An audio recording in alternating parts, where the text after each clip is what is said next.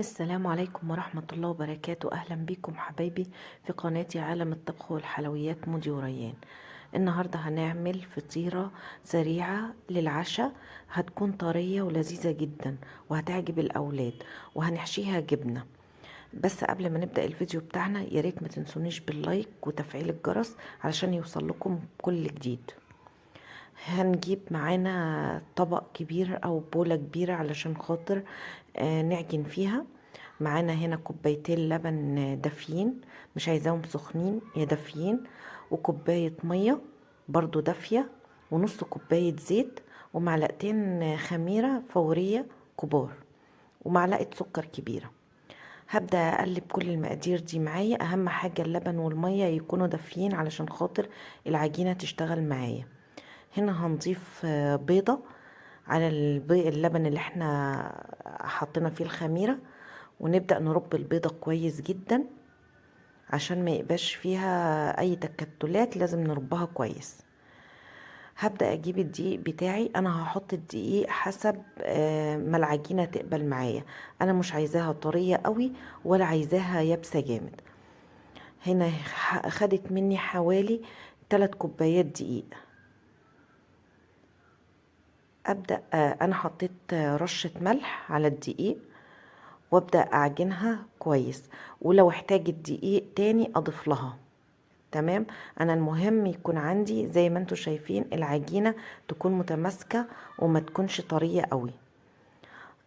افضل اعجنها كويس طبعا لمده 5 دقايق، الت فيها واخليها كويس لغايه ما تبقى ناعمه في ايدي. اجيب بوله واحطها فيها علشان اسيبها تخمر، ادهنها بشويه زيت واغطيها واحطها في مكان درجه حراره الغرفه علشان تخمر معايا بسرعه. لما تخمر معايا العجينه اهي زي ما انتم شايفين كده، العجينه خمرت واتضاعفت. هبدا اخدها وافردها على لوح، على اي حاجه، احط شويه زيت وافردها عليه علشان ما تلزقش، او على الرخامه حسب اللي موجود عندك يعني. طبعا انا هكون في الوقت ده محضره الصينيه بتاعتي مقاس 35 مدهونه بفرشه زيت. اجيب العجينه بتاعتي وافردها، احط شويه زيت على الوش وفوق العجينه، يعني تحت العجينه وفوق العجينه، وابدا بقى ايه افرد العجينه بالشكل اللي انتوا شايفينه ده. احط العجينه بتاعتي في الصينيه وابدا اظبطها كويس، افردها عليها كويس، واقطع العجينه زي ما انتي عايزه. انا قطعتها بالشكل اللي انتي شايفاه ده. انا مش عايزه اقول لكم الفطيره دي قد ايه هي لذيذه وجميله. طبعا بتنفعنا لو احنا عايزين نعملها للفطار، عايزين نعملها للعشاء، سريعه ومش بتاخد معانا وقت ولا مجهود. في 10 دقايق بالظبط هتكوني انتي مجهزاها ومحضراها.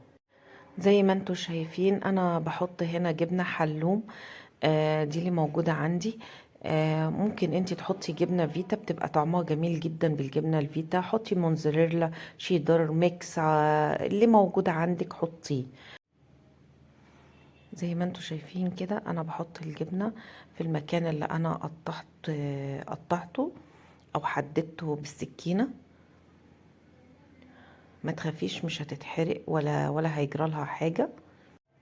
بعد ما حطيت الجبنة بتاعتي هجيب بيضة علشان خاطر ادهن بيها وش العجينة.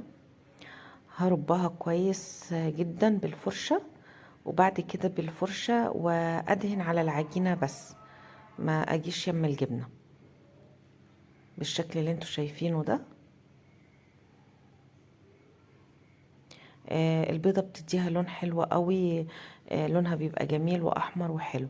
انا هنا رشيت حبة البركة او الحبة السوداء، ممكن تحطي سمسم برضو حسب ما انتي عايزة.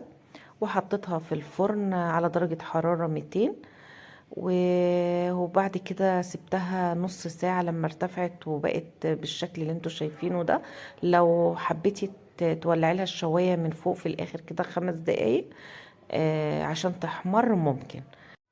اتمنى ان الفيديو يكون نال اعجابكم، واشكركم والسلام عليكم ورحمة الله وبركاته.